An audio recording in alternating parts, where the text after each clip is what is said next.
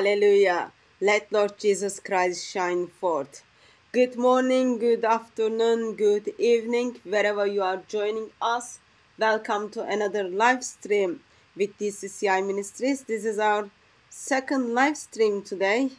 You might be thinking I've got nothing else to do, but all I'm trying to live my life in exile. And tonight we do have Dr. J. Smith with us.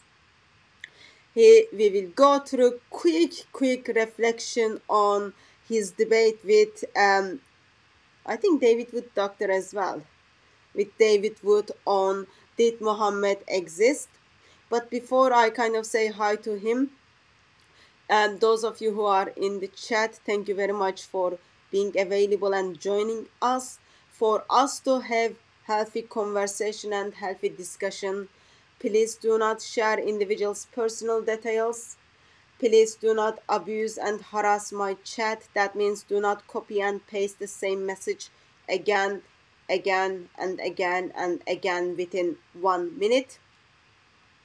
And also, please don't be here in the intention of changing the topic. So we will be talking about did Muhammad, so-called Prophet of Islam, existed, and Jay Smith is going to help us to think through. I did ask him to join us because I sacrificed my beauty sleep last weekend and watched his debate with David Wood, and I saw how David Wood demolished Jay Smith's arguments. Therefore, I wanted to give him chance for him to resurrect again. But let me just put something serious. David Wood and Jay Smith had a debate on did Muhammad, Prophet of Islam, existed or not. Doesn't matter which side did well or doesn't matter which side had good arguments. Bottom line for me as a Christian who does the work of evangelist, both sides, which side like we pick, both sides destroy Islam. David Wood points out that Muhammad is really bad and dangerous man and false prophet. Jay Smith points out actually he wasn't really existed at all, and both sides points out Muslim people need Lord Jesus Christ. For them to have eternal life, for them to have fellowship with our triune God, they need to give up Islam and come to Lord Jesus Christ, accept him as the eternal Son of God, and by believing in him, they will have life. But since I did ask Jay Smith to come and resurrect his destruction, I don't know what would you say that to Jay. Peace of Christ be with you, brother. How are you? Really good. Thank you for having me on. Do you feel, Jay? Do you feel that David Wood destroyed you? I hope you say that tongue in cheek. Almost everybody on the comments basically said that David Wood was destroyed in that debate, and there's a reason why. I mean, we go through it and unpack it. Did people said that? Look at the comments. That's not good at all. I don't do comments, Jay. You need to see how people reacted to that debate. And really, what's going on here? Let me just unpack it for you, Hatun. I can see that you're disillusioned like David Wood because you absolutely have to have Muhammad in the 9th century. No. I watched the debate, Jay. I watched the debate, and I noticed that how it's been expressed that your argument has holes in it. All right, where are the holes? Tell me right now. Oh, well, I'll let you to make your case first. I want to hear your holes. Well, first of all, about the Haran. Haran is a huge hole when it comes to Mecca. But there are lots of other things. So for me, let's just take it on board real quickly. For Hatun, me, bottom line is. And what do you know about Edessa, and what do you know about Mecca? So, for me, bottom line is, we will practice your arguments, and we will practice David Wood's arguments as evangelist.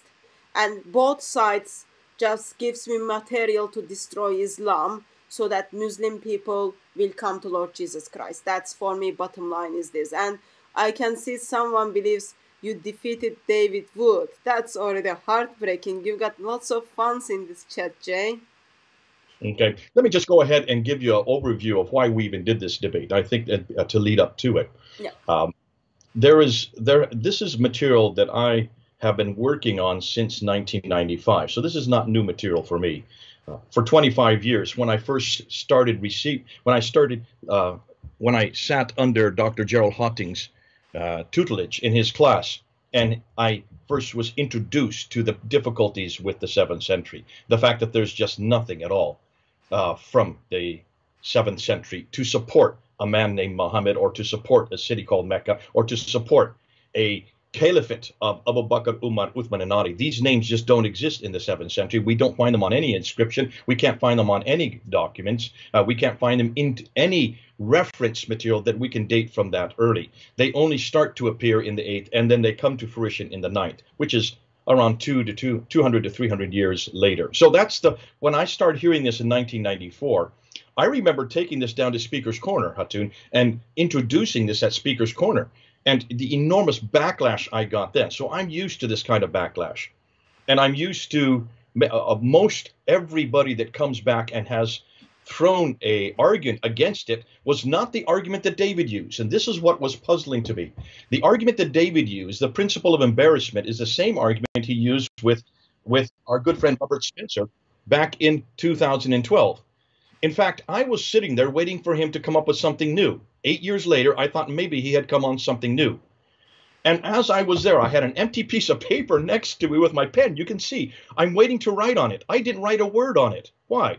Because right next to that paper was another paper of the review of Robert Spencer's debate. And all David Wood did is resurrect his points from that debate 8 years ago. And he just went through category after category of what he thought were embarrassing, which is what he has been doing for 10 years. That's all David Wood does with Muhammad, is he throws out one embarrassing fact after another.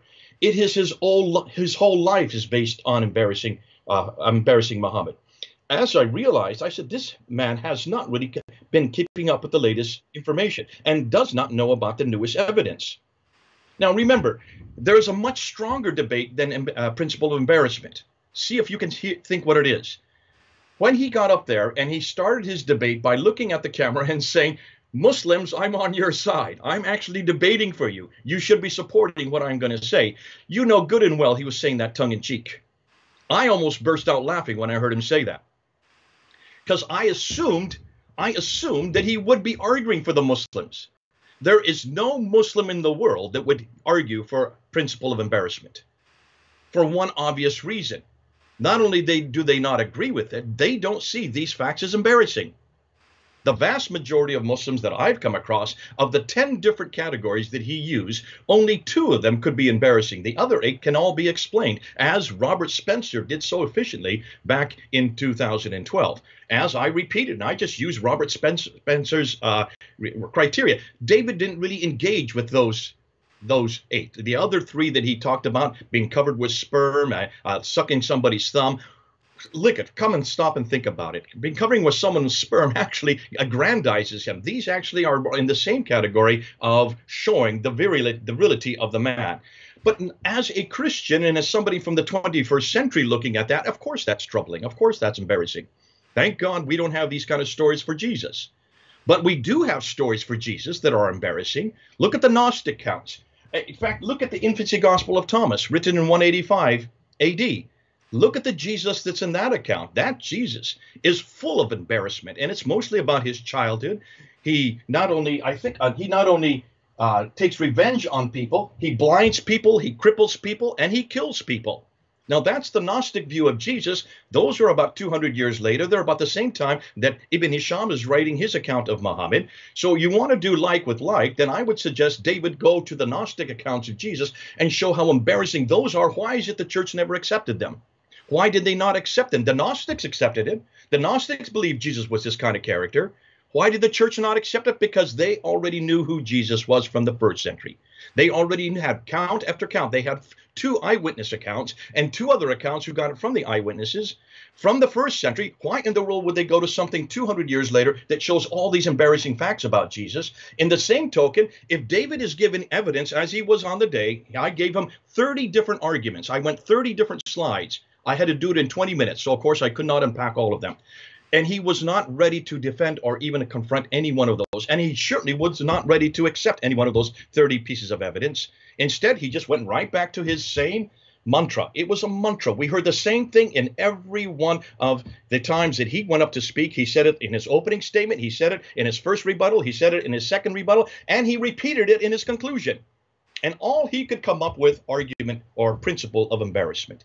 To me, that is not worthy of a debate. And that's not worthy of an opponent that's trying to shut down Muhammad. And I would suggest that David do his homework a little bit better next time, because you cannot keep the same arguments for 8 years and hope that people are going to believe it.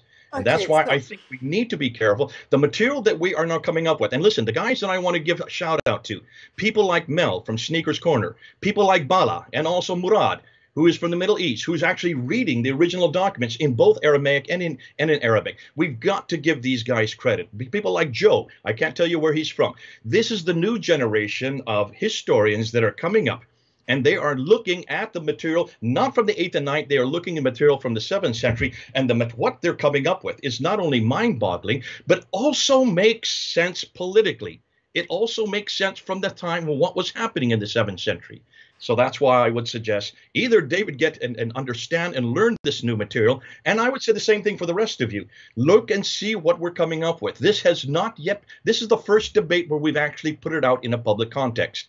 We've been putting up videos after videos, but this is the first time we put it up in a public context. Now, I'm going to stop there, but I want us to come back on me and tell me what is the argument he should have used, the argument he did not use, the much more damaging argument that he didn't even mention on the day. There is an argument that the Muslims are putting out there, and the Muslims have been doing this since 1995. When I had my first debate with Dr. Jamal Badawi, his response to all this new material was absolutely devastating at that time. Why did not David use it?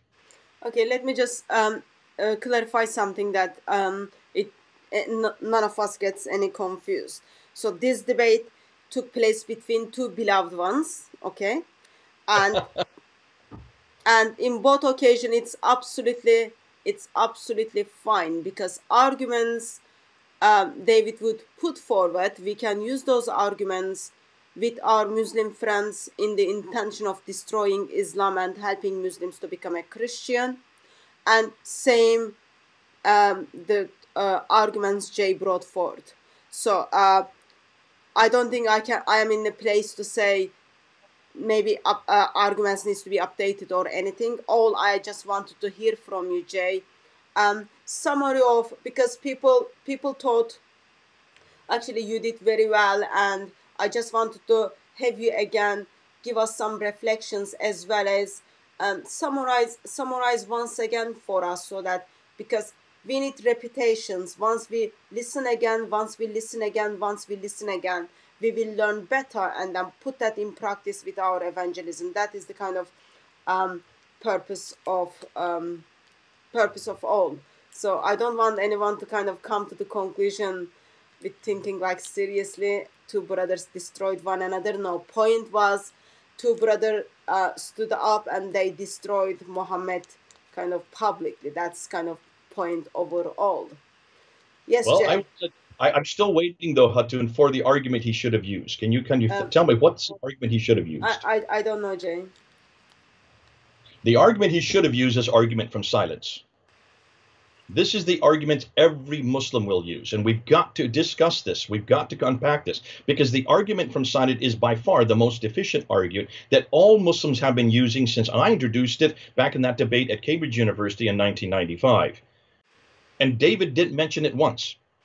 And yet we're going to be amiss if we don't tackle that argument, because that is much more difficult to tackle. And it is the one that has been hounding me for 25 years. The argument principle of embarrassment is nothing more than saying, let me continue with my ministry, let me continue to knock Muhammad down. It's not a valid argument, because not only is it a late argument, but because much of the material that he used as examples are not really embarrassing. They are not embarrassing, not to a Muslim from the 9th century, not to a person from that part of the world at that time. They are only embarrassing for those of us who are Christian, who do see these as something that is not respectable and not worthy of a man of God, to say nothing of the prophet of God, to say nothing the seal of all prophets. But the argument from silence, I think, is the most difficult one for us to answer. And I think this is the one that we really need to tackle, Hatun. And let me do that right now, because I'll show you how you can flip that on its head. When I did this debate in 1995, there at Cambridge University, Jamal Badawi was not prepared, just like David was not prepared for these. And I only gave 10 historical problems, all of them which I got from Dr. Patricia Krona. I'd been in her office that week before. I had gone through these. She said, use this, don't use this. Here's a better way to say it. Here's some better sources. And she basically gave me the 10 points that I introduced there in 1995. Jamal Badawi had not heard even one of them. And yet he is the world authority on the Quran at that time in the English language in 1995. The fact that he could not respond to it, the only response he could say is, Jay, who cares? None of this is you cannot support any of these from the 7th century, because there is nothing there in the 7th century. You're only arguing from silence. And evidence of absence is not absence of evidence.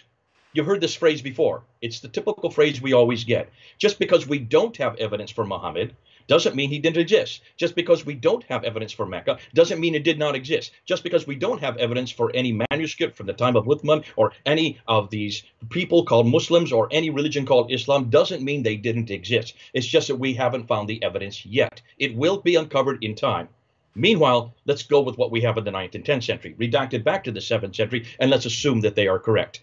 And that's all that I've been getting, and that's all that I've been fortunate on me. And it's a good argument, and it's a brilliant argument, because it is an argument that Christians have used also for the whole premise of whether we know Abraham exists, or whether we knew Moses existed, and whether we should keep the first 11 chapters of Genesis. It's what I was learning. I was taught in seminary. The argument of silence is a real problem for the Old Testament, especially the book of Genesis and later.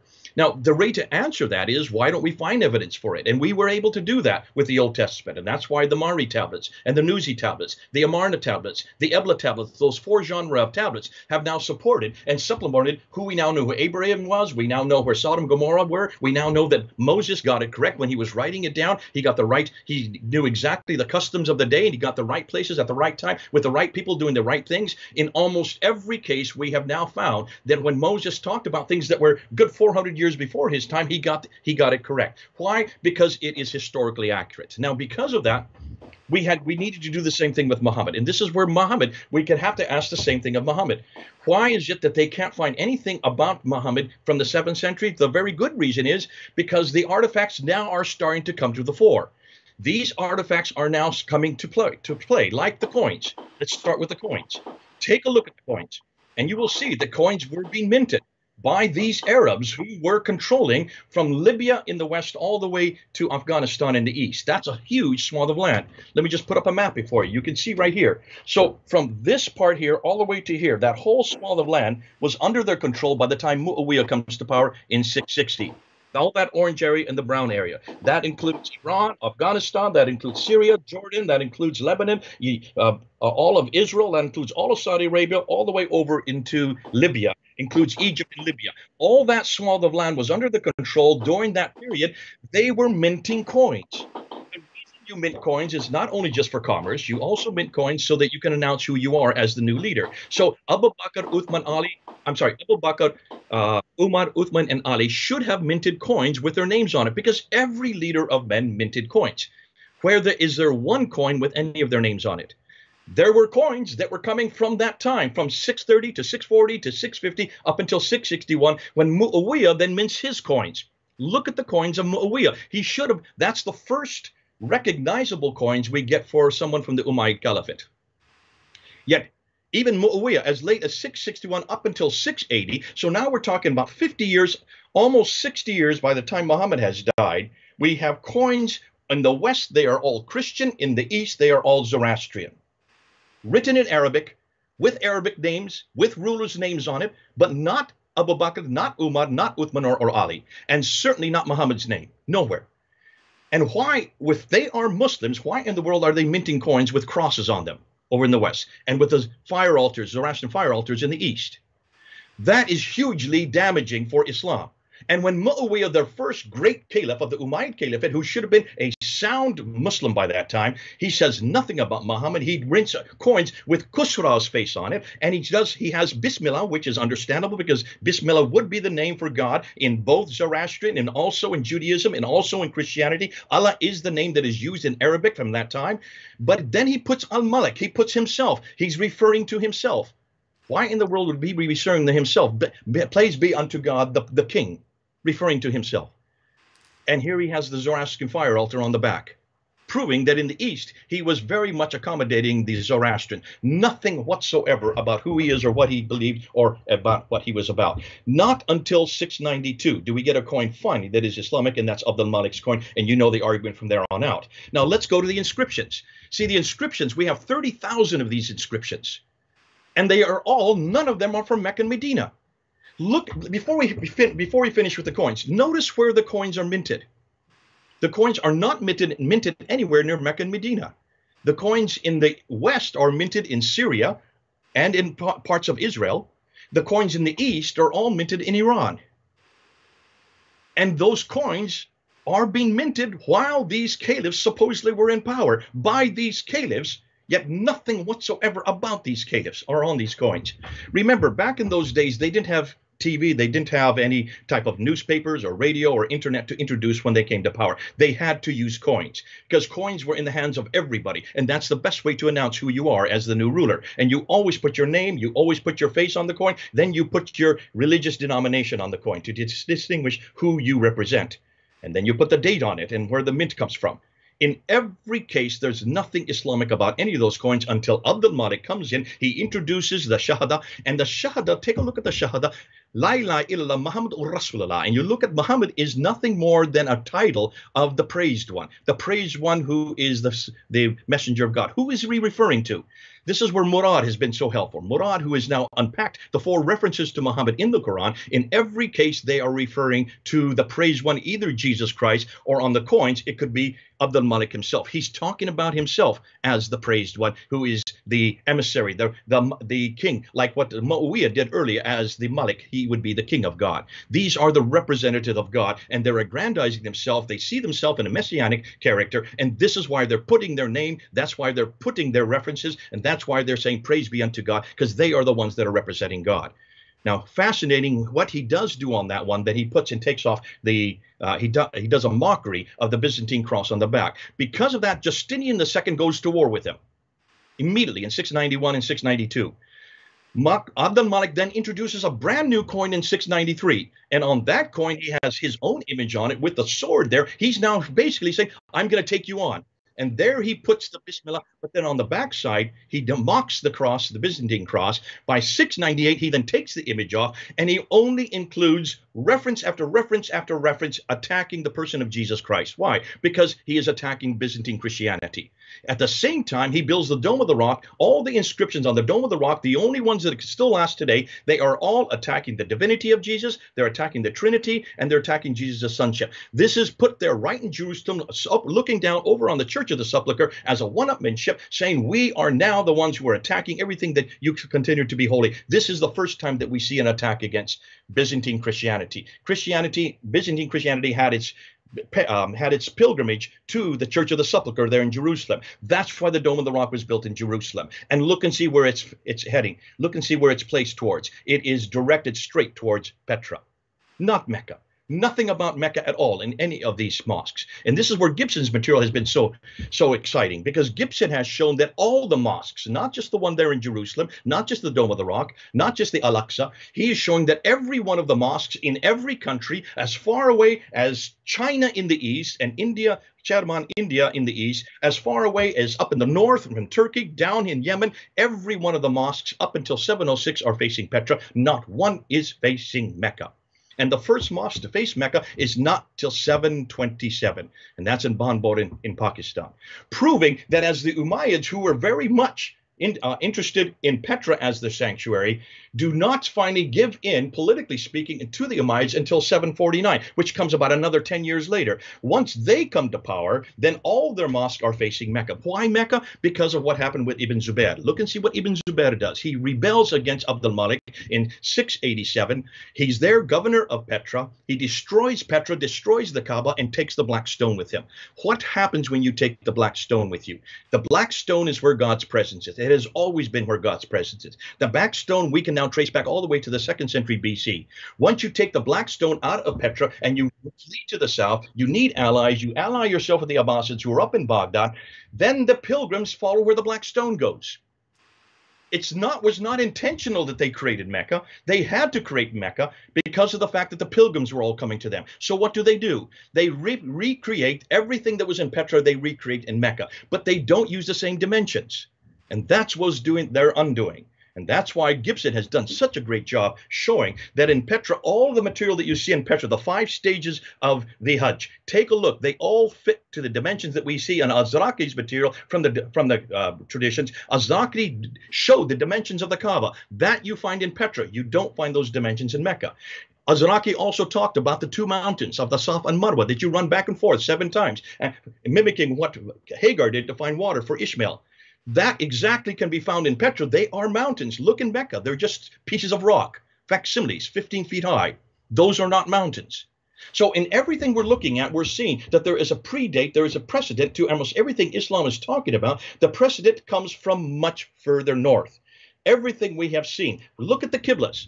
Look at the Qira'ats. You've been dealing with the Qira'ats. Notice where all the Qira'ats begin to appear. Why is it that of the 30 official Qira'ats that were finally standardized by Al-Jaziri in 1429, that is the 15th century, 800 years later, take a look at them. 22 of them are from Basra, Kufa, and Damascus, and the majority of them are from Kufa. Why Kufa? Well, I'll tell you why Kufa. That used to be Hira. That is where the original Muhammad lived. That was Iyas ibn Qabisa lived. His nickname was Muhammad. He was a 7th century character. He was a king. He had responsibility for 30 towns. He is the one who in 622, do you see the date? 622? He is the one when Heraclius destroyed the Sassanids. He then takes over and has a reliance with the Jews. That's why he was seen as a safe pair of hands. But he was not a Muslim. He was a Christian.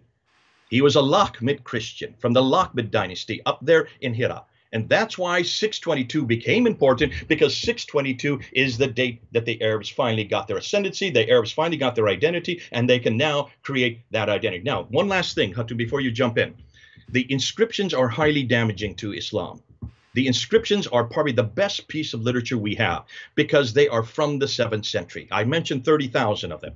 They are now been looked at. Lindstedt is probably the one who's, Ikka Lindstedt, who's done the greatest work on it. Look and see what he has found.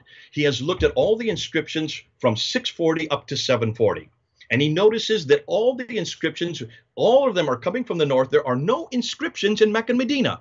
If this was the center of power, if this was the center of the universe, is this where all the caliphs lived? If this is where Islam was being formed, why are there no inscriptions from down that far south? They are all coming from north, up near Petra. They're coming from up in Damascus. They're coming from what is today Israel, in Lebanon. That's where the inscriptions are coming. They're rock inscriptions. They're written in Arabic. They're written in Quranic Arabic. Look at that. They're written in Quranic Arabic. What am I talking about? I'm talking about the Aleph Maksura. They include the Tar Marbuta. They also include the Aleph. These are what you find in Quranic Arabic today. But that is not Arabic from Mecca, Medina. That is Arabic from Nabatean. It is Nabatean Aramaic. Those endings of words only come out of Nabatean Aramaic, which comes out of Petra, which is up in Jordan, 600 miles further north.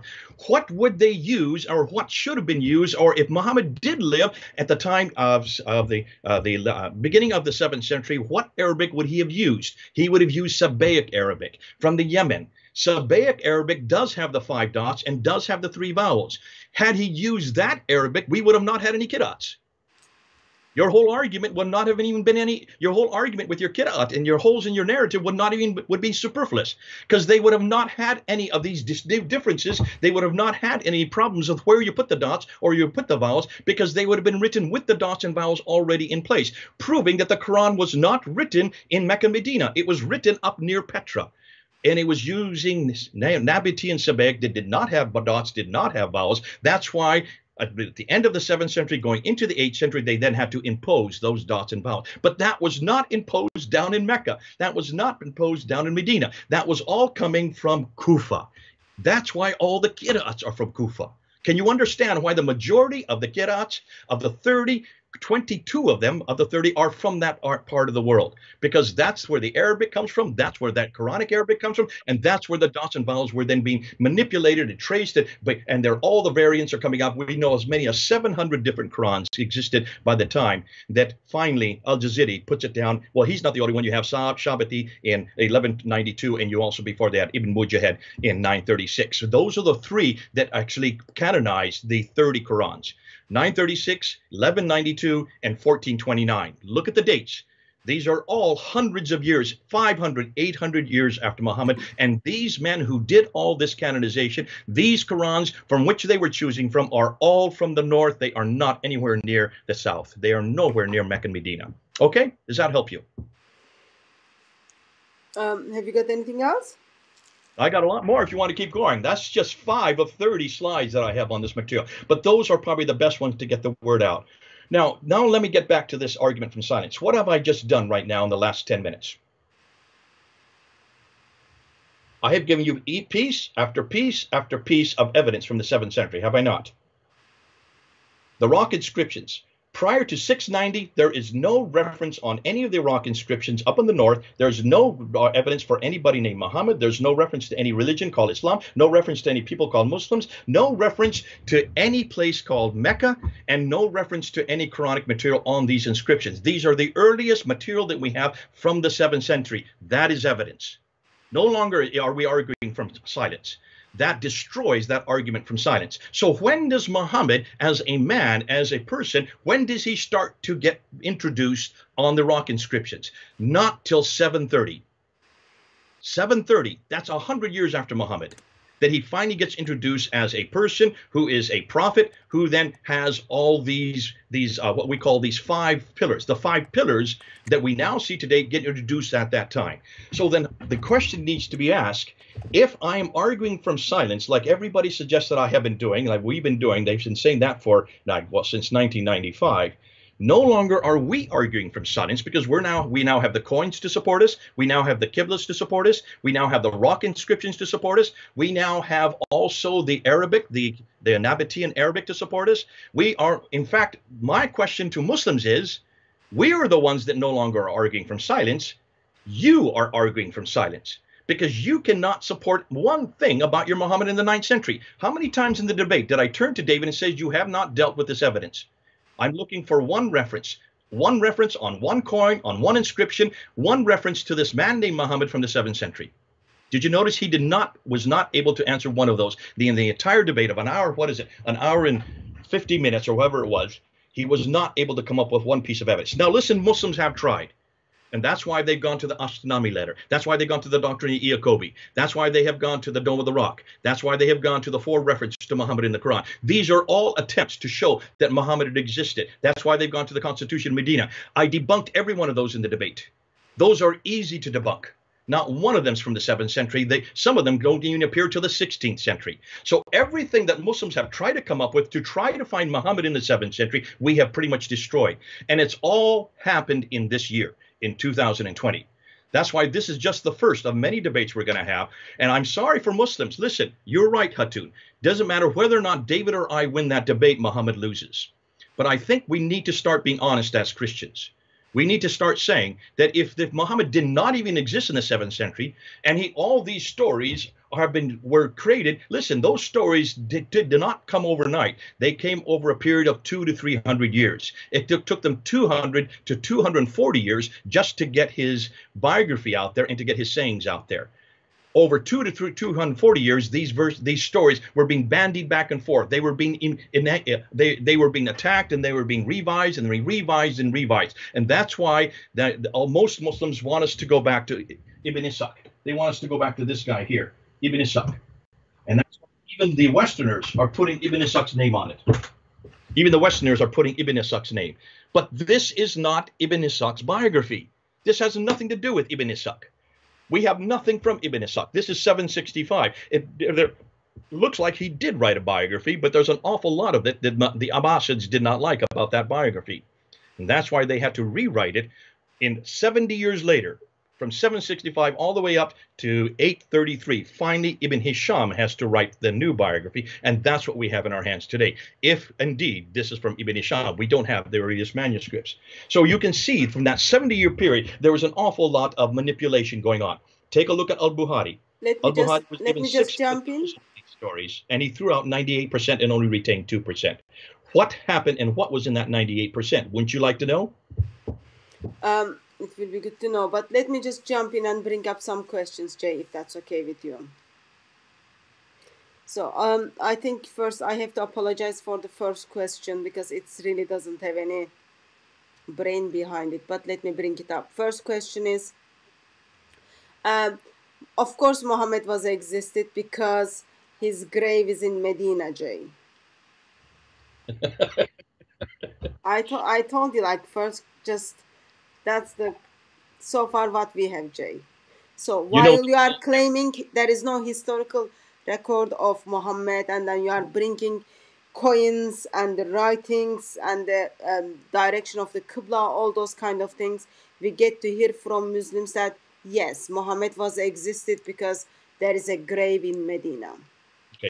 Gibson actually deals with this, and he does a really good job. And he says, listen, if there was this material in Medina from the 7th century, why is it that when they were building these enormously tall buildings that they have all over Mecca right now and Medina, they're building skyscrapers, and these are the fourth highest building in the world, the clock tower. When you build large buildings like that, you have to go into the ground, you have to build foundations. As you dig foundations, you dig up an awful lot of artifacts that are archaic and ancient. And one of the first things that happens whenever large buildings are created in very old cities, you have archaeologists that come around and they want to see those artifacts, because from those artifacts you recreate the history of the city. Gibson went to a conference where there were these archaeologists were there, and he went and he asked this question from these archaeologists: what have you found in Mecca and Medina? Their response is, we have not found a thing except for one fort in Mecca, a Turkish fort from the Ottoman Empire from after 1300 AD. They can't find anything earlier than that. So when a Muslim comes to me and says, of course he existed because we have his tomb in Medina, I'd like for him to prove to me forensically that that tomb goes back to the 7th century. Okay, next question is, Jay. I've lost you. Can you hear me? Hold on a minute. You should be able to hear me, because I know you pressed something wrong in the middle of your thing, but we were able to hear you. Can you hear me? I can't hear you. Okay. Sorry. The reason Jay can't hear us because something's happened to.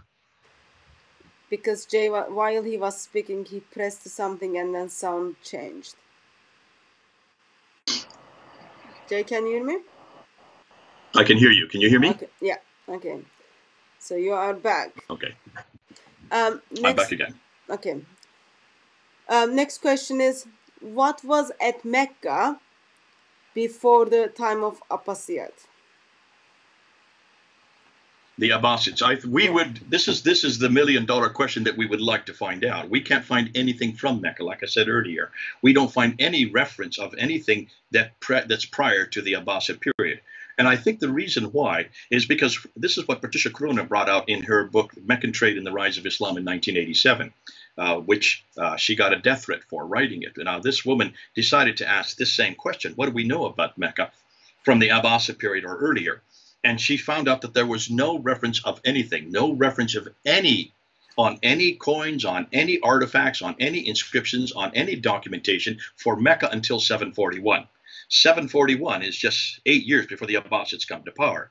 And that reference to Mecca, as we just pointed out, and as I said in the debate on Saturday, that reference puts Mecca way up in southern Turkey, just below Edessa and above Haran. And that's the inscription is written in 741. But it's never considered to be the Mecca that we're looking at today. It's just the name Mecca. Jay, sorry. Someone is calling me through Skype. Dear Mr. Mohammed, you called yesterday and then I said the same thing. If I am talking someone on the live stream, when you call, it just changed my screen. Please don't do that again. Call on Friday. Jay, would you mind being kind and repeat that for me, because I missed listening it, sorry. Yeah, the first reference, if Mecca was such an important city, if it's where Adam and Eve went to when they were thrown out of the Garden of Eden, if in chapter 7 of the Quran, if it's where Abraham lived in chapter 21 of the Quran and rebuilt the Kaaba, then I would suggest it should be probably the most famous city in the history of mankind. So Patricia Corona, in her book in 1987, did a historical analysis of the city of Mecca, and she couldn't find any reference on any of the artifacts, on any of the trading documents. Now remember, Dr. Patricia Corona reads and writes 15 archaic languages. She reads all the languages that existed at that time from the 2nd, 3rd, 4th, 5th, 6th, 6th, all the way up into the 7th century. She couldn't find any reference to a city called Mecca in any documentation whatsoever. Not until the Continuato Byzantia Arabica, which was written in 741 in the 8th century, just before the Abbasids come to power. That's the first reference she could find to the name Mecca itself. However, she didn't read the entire inscription. If you read the entire inscription, that Mecca, the city called Mecca, is just south of Edessa and above Haran in southern Turkey. What is southern Turkey today? But it was never considered to be a sanctuary. It was not Islamic. It was nothing more than the birthplace of where Abraham comes from. That was what it's known for. Now remember, back then in the 8th century, they believed that Abraham came, that Ur was up in southern Turkey. We now know since the 1800s, 1853, because of Dr. Taylor, that Ur is actually in southern Turkey. But they did not know that 1,000 years earlier. So what's fascinating, even that reference to Mecca is the wrong Mecca. It is not the Mecca of the traditions. So where and when did Mecca then come into existence? It looks like it's the Abbasids that chose Mecca, as I said earlier, because of Ibn Zubair, who fled from Abd al-Malik, who fled from the Umayyads, who brought the black stone with him. And in bringing the black stone with him, he also brought God's presence with him. And that's why once he fled down to where he came from, which is around the Taif, between Taif and Mecca, he then introduced along with the Abbasids, because he needed allies, he got the Abbasids from Baghdad, and they introduced Mecca because the pilgrims were coming. Once the pilgrims started following the Black Stone, they needed to put together a sanctuary, and they used the same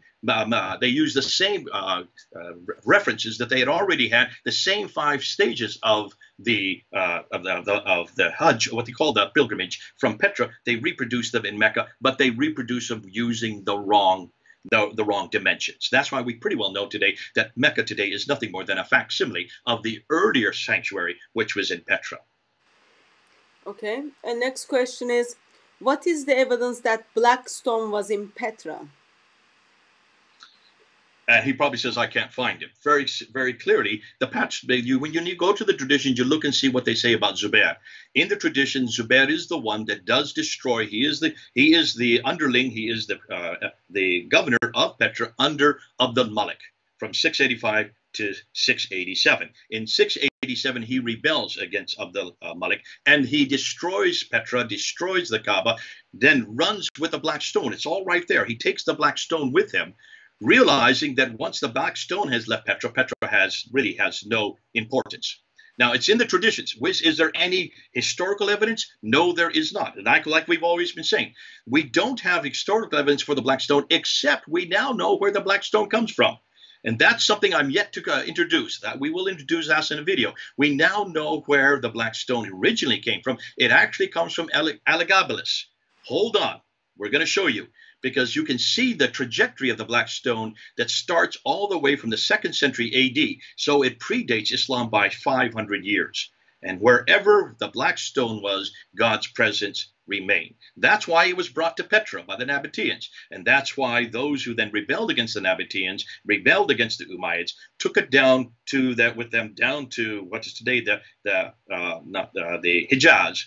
And that's why they then reintroduced the black stone on the new Kaaba. But the new Kaaba is the wrong dimension. It's too small, but it's still there today. However, notice it's not one stone.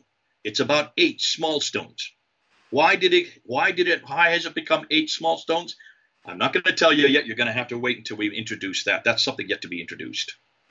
Thank you for that. Next question is, how was Kaaba become Muslim worship place if Muhammad didn't exist?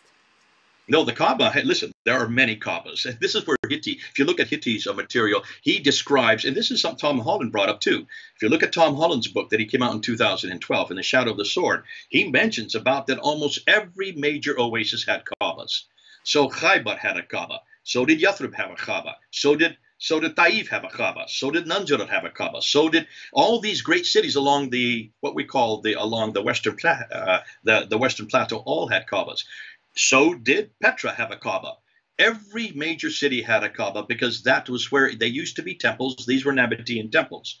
And remember, the Kaaba is nothing more than a place where the Musaf al-Sharif, it's known as the Musaf al-Sharif in Arabic. And the Musaf al-Sharif is a place where you bow, or where you bow to, the holy place, the forbidden place where you bow to. So that was well known within the Nabatean era. And therefore the Kaaba, because every major city had a Kaaba, they were all vying for, not for in competition, it was what you would go to, is where you would go to play your allegiance of the existing gods from that city, and then pay your tribute, and then also basically pay your fee for remaining in that city before you moved on to the next city if you were a trader. So this was quite normal. Kaaba's, there's the one in Petra, however, is the right dimension. The Kaaba that was there is the right dimension, according to Azraqi, for what we see in the traditions concerning the Kaaba. What is really rather ironic is the one in Mecca is the wrong dimension. It's too small. Okay, thank you for that. What is the first manuscripts of the Quran revealed at which date? I'm not going to tell you. That's yet to come. We're not going to get into that in this talk. This is not about manuscript evidence. We're all going to unpack every one of those manuscripts. We now have people who are doing PhD theses on almost every one of the major manuscripts. They are now coming up with dates that are not the same dates that you have heard up to date. You notice I'm saying date over and over again.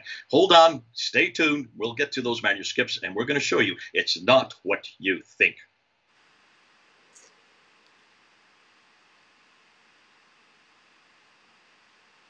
You're out of words. No more questions. No, because someone is just like buzzing through Skype, and it's changing my screen to find the questions. Okay. Please stop calling people, like seriously. Okay, the question is... Okay, here's a question. I'm looking at it right here. Here's a good question by Daniel M. And he's saying, if Muhammad was fictional and made up by people, why did they also fabricate and make up miracles and actual prophetic authority for Muhammad? They actually did. Take a look at the traditions and see the miracles that they attribute to him. There's lots of miracles attributed to him. But one of the reasons, and here's what I want to ask, why did David take those miracles that are attributed to Muhammad and say that they are also authentic? Because there's miracles of him splitting the moon. There's miracles of him cursing the ground so the body cannot be buried there. There's miracles of him walking across the water. Why aren't those miracles, which come from the same material that the embarrassing material comes from, why David doesn't accept those miracles then, if he's also going to accept the fact that the embarrassing material is from the exact same period and from the exact same documents? Thank you for that. Now, let me just one step further. And how many of you really believe that Muhammad walked across water? How many really believe that Muhammad split the moon? If you're going to say that these embarrassing stories are true, then why aren't these other stories about his miracles true? You can't have it both ways, folks. Just a side note, just a footnote on that. Remember, Quran denies Muhammad to make any miracles. Jay, a couple of more questions. Is there evidence? Can I come back on that real quickly? It doesn't deny. It just says he won't do any miracles for the Jews at that time when they asked him to provide a miracle. So the traditions provide the miracles. But I'm saying the Quran is earlier than the traditions, right? So don't use the Quran as a pretext, because I would suggest, yes, that why don't they use the Quran and why don't they show? Because there's not much embarrassing of him in the Quran. Almost all the embarrassing material which you guys are using comes from the traditions which come another 100 to 150 years after the Quran. Is there evidence that Muhammad or the Quran is made up in the Umayyad period? Okay, good case in point. What do we know about the Umayyad period? Do you know what? Do you have any evidence from the Umayyad period, Hatun? I cannot see the. Can you please stop calling from Skype, Mr. Muhammad, and I another think he's doing. Mr. Listen, something? I think he's doing that purposely to try to shut down this Yeah, but like discussion. it's just like changing my screen, and it just. Okay, let's you and I talk then. Hatun, I've got it over here on mine. I can see what people are asking. Let's just you and I talk. If this is so just go back and ask me. If this is so that the Umayyads had an awful lot of material, what material do we have from the Umayyad period? Almost nothing. Isn't that interesting? Everything we have, everything you're dependent on, everything David and everybody else is dependent on is from the Abbasid period. It only begins to be introduced in 833, 840, 833, 835, 870, 875, up until 923. That's the 9th and 10th century. So the question remains, why is it that when we are so surprised when al-Buhari is given 600,000 of these akhbar, which I would suggest are Umayyad, and he takes and he destroys 98% and only retains 7,397. The other 98% that he did not accept, I would suggest, is from the Umayyad period. We don't have that today for one very good reason, because it's been destroyed by the Abbasids, who have a completely different narrative. And their narrative did not agree with the Umayyads, and that's why what we are now finding with the coins and with the inscriptions and also with the Qiblas, that is from the Umayyad period. That is from the 7th century. Can you then understand why we're making our point? Basically, we're saying we need to go back. Why is it we don't have any reference to Ilyas ibn Qabisa, except al-Buhari does refer to him. He calls him Qabisha. That's the man we should have been looking for. And that's the one who actually created the Arab hegemony and started the Arab identity and started the Arab, basically the Arab, it's not an empire because the empire did not really begin until Muawiyah finally capitalized on it and created it in 661. But for 40 years, the Arabs were starting to take over ascendancy. And that's why when finally in 661, Muawiyah then creates that first Umayyad Caliphate. That, interestingly, we don't find anything earlier than that. That all then has been eradicated by the Abbasids. And that's one reason why it takes them 200 to 240 years to write down the story of this man and to write down the sayings of this man. Just a practical question, Jay. So, people are asking if you are able to share with individuals the presentation you did on the debate. Is that accessible for individuals to have access? They do, but the difficulty is how to get it to them, because I do not want to put my email out there for them to, otherwise I'll get inundated. As you well know, once you put your personal email out there, it gets inundated. Let me just say this, however. We are about to go from public with the Fander website. On the Fander website, I will put up all 30 of the slides that I used in the debate. And we will continue to embellish them because there's many new slides. Every one of those slides, every one of those pictures that I put up in the debate takes about 15 minutes to unpack. They are summaries of the entire argument. So every slide is a cheat sheet. That's what we call a cheat sheet. All the information you need is in every one of those slides for every one of the 30 arguments. That we will put up on Fander. It'll take about 2 or 3 more weeks yet before we have it. And I want people to use it. Feel free to undownload any of that. Once you can download it, laminate it, and then start introducing it with your Muslim friends. They need to see it. Others need to see it, because we need to shut down this idea that there was ever a Muhammad, or there ever was a Quran, or there ever was an Islam, or there ever was a place called Mecca in the 7th century. That did not exist. Not that early and not that far south. Up north, it was beginning to exist, but it did not come together by one man receiving a revelation from God. It came from political exigency as different groups were confronting each other politically, and how they, from one dynasty to another, and finally the dynasty that won out, then created the Muhammad that we have today. But it wasn't that they created ex nihilo. They use existing stories, they use existing data, and they use existing archaeological evidence to then support what they then know as what we now know today as Islam. See, what everybody else is telling me, and what you are all telling me, is that this great religion, with all its rules, regulations, and all its sophisticated, sophistication came together in a 22-year period from 610 to 632. Absolutely not. I don't know of any other empire this great, with this many rules and regulations, with this much sophistication and theological precepts, to have been created in just 22 years. What I'm saying is it did not happen in 22 years. It happened in 200 to 240 years, and possibly even 300 years. That makes sense. And it makes sense out of really two great empires that were fighting for ascendancy, and in contradistinction to an even greater empire, the Byzantine Christian Empire in the north. And that's why almost all the debates, all the theology is against the Christian Byzantine, because they are their greatest threat. That would make sense in the political environment that we now see Islam emerging. But it would not make sense between 610 and 632, when this city didn't exist, when this man didn't exist, when none of these theological debates would have even existed. There were no Jews living in the Hijaz. Not at all. We don't find any reference to Jews living in Mecca and Medina. So how could there be any reference after reference against Judaism and against Christianity? The Quran is full of references against these two religions, unless, of course, the Quran was written much later. Up in Kufa, much further north, where you have the seminaries, where you have both the Christian and the Jewish seminaries there in Kufa. Now it makes sense why the Quran is so anti-Christian and so anti-Jewish. Jay, when is the date that your website is going to go live?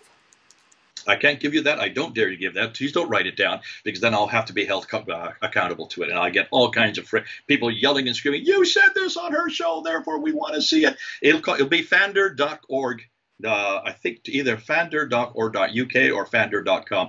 We have been given rights to it. I have a man working on it right now. It all depends on when he can get it up and running. Okay, so we will keep eye on it once you publish those materials, so we get access and use them. Hatun, let me just say one thing real quickly here. I am very much like you. You are a one-woman show. I'm a one-man show. I do not have a team around me. I don't have all these experts. I have to write all my own papers. I have to put up all my own videos. I have to edit all my own videos. Okay. I have to upload all my. You do the exact same thing. That's and therefore, okay. people want so much from us. They want us to have had it up there yesterday. And I say, people, please hold on. We don't have teams around us who are experts. We have to do it all ourselves. Therefore, I will try to get it up there as quick as possible. But I cannot promise you anything right now, and certainly not on this show, because I see over almost 500 people are watching it at the moment, and I do not want to disappoint any of them. So let me I need to go, but I just want to kind of ask one more question, two questions actually. I think we will have you as a follow-up on this discussion, because I didn't have that much time to keep you on. But so when on the debate, when David Wood destroyed you, and then offered you your poem for the rap, how did you feel about it? Oh, I felt sorry for the rapper. You felt sorry for the rapper? Why? He messed it up royally. Listen, you cannot rap that unless you know it. That's not fair to him. It was not fair to him. It is the hardest thing to read, even for me to have read, because it follows a cadence, a particular cadence that goes to superfragilistic expialidocious. If anybody knows that supercalifragilistic is absolutely nonsensical, that's the reason why I put it to that music, because everything in there is nonsensical. How can you then rap it and try to come up with a beat on it, and on top of that, come up with some type of rhyme and rhythm? You can see after about halfway through, he finally gave up and says, please, I'm sorry, I cannot go any further. And I felt so sorry. David should not have put him up to that, because it's much too difficult to do. I thought it was so fun. Have you got the poem for us, Jay? Do I have it with me? Yeah. Would you like to kind of finish with that one? Well, could you give me about 2 minutes while I go get it? Because I don't see it here. It's somewhere. It's in my bags. I haven't even unpacked it yet. Yeah. So if you can give me 2 minutes, I'll be right back. Okay, I'm counting. Oh, wait, I do have it here. Okay, I stop counting then. No, just wait. Let me get it up. You keep talking while I unpack it, and then I'll have it in front of it. So people. While Jay finds the poem, let me just summarize once again. Debate which took place between Jay Smith and David Wood was helpful for us as a Christians who actually do the work of evangelist, in the intention, if we are using David Wood's argument, Islam is getting destroyed. If you are using J. Smith's argument, Islam is getting destroyed in both sides. So, and it is important that both arguments both arguments are being practiced. Both arguments are being practiced because it is wherever it stands, it still takes Muslims to hell.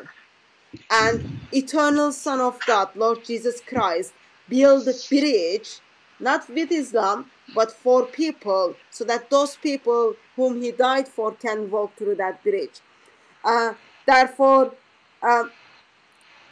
if you are not satisfied with the both sides presentation or with any side's presentation, I am sure we can make it accessible for you to bring up your questions and then learn the arguments and then practice it and then see what is the comeback from Muslims, and then arguments can develop and become better if there are any holes in it.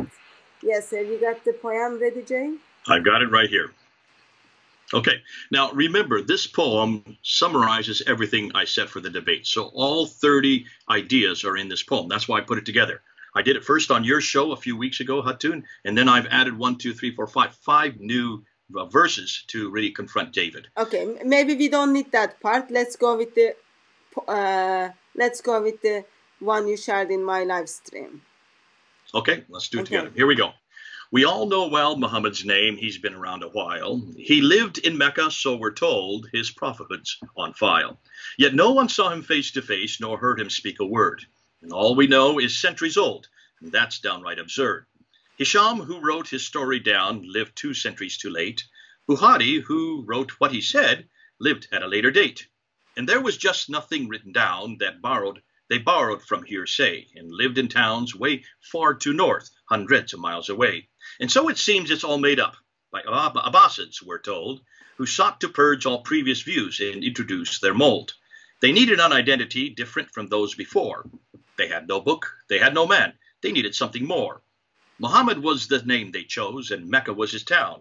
The Quran was his special book, each word and letter sound. Yet that which they say came from God was written down by men who lived in Iraq, far to north, not even from his ken.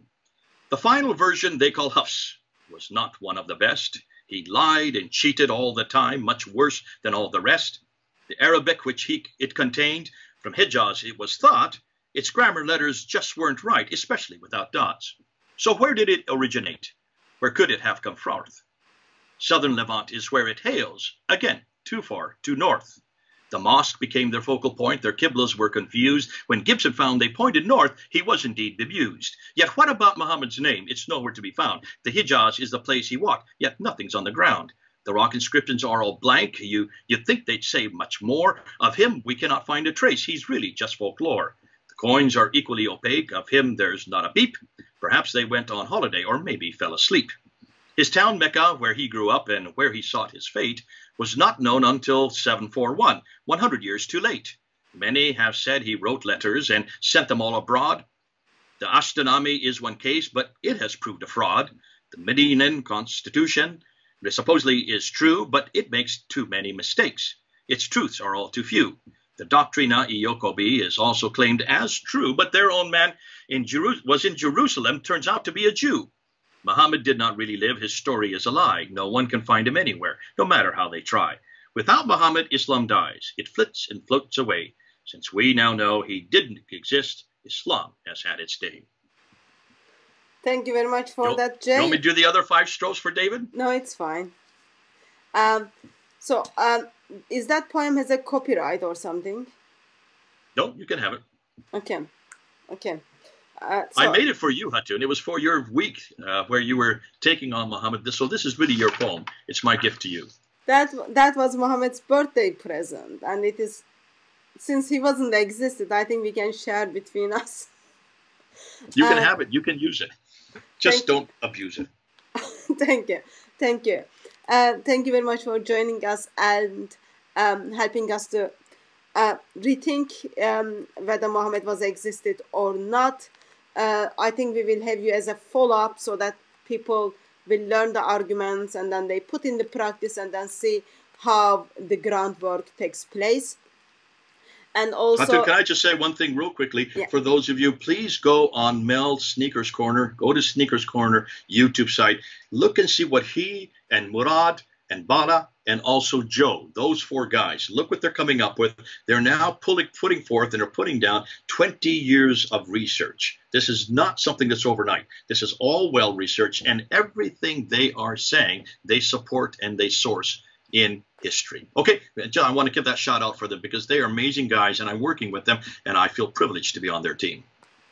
Good. And it is amazing that in the body of Christ, we all have different gifts, and good thing is we want to be faithful and use the gifts Lord is giving to us. And beloved ones, thank you very much for joining us on the late live stream. May crucified and risen Lord silent you with his love. And dear Muslim friends, rethink who you worship, who you follow, who you want to obey. And our prayers is that you will worship not Muhammad, you not obey not Muhammad, but come to eternal Son of God, Lord Jesus Christ, because by believing in him only you will have eternal life. God bless you all, and we will see you tomorrow. Jay, thank you very much for joining us. Thank you.